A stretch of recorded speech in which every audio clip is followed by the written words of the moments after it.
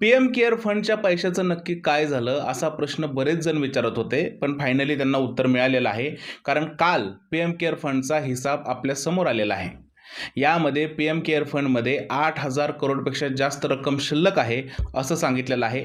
फक्त व्याजच म्हणजे जे फिक्स डिपॉझिट ठेवले त्याच्यापासून 475 करोड रुपये मिळालेत असं सुद्धा या हिसाबात सांगितलेलं आहे.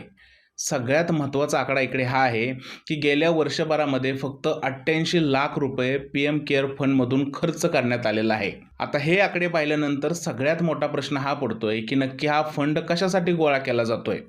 बँकेचं व्याज खाण्यासाठी की लोकांच्या कल्याणासाठी.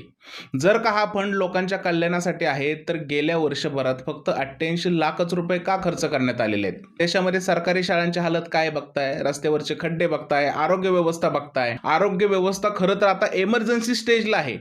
एवढं सगळं असताना 8,000 करोड बँकेत ठेवायचे, याला काहीतरी तूक बनतं का तुम्ही सांगा. आता बरेच लोकांचं असं म्हणणं असेल की अरे त्या पैशाचं व्याज भेटतंय ना, पैसे वाढतात ना.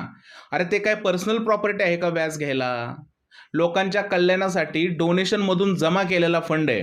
त्या फंडचा वापर लोकांसाठीच होणार नसेल आणि फक्त तो बँकेमध्ये पडून राहणार असेल तर अशा पीएम केअर फंडचं करायचं तरी काय. तुम्हाला काय वाटतंय, खरंच पीएम केअर फंडची अमाऊंट लोकांच्या कल्याणासाठी वापरली जावी का?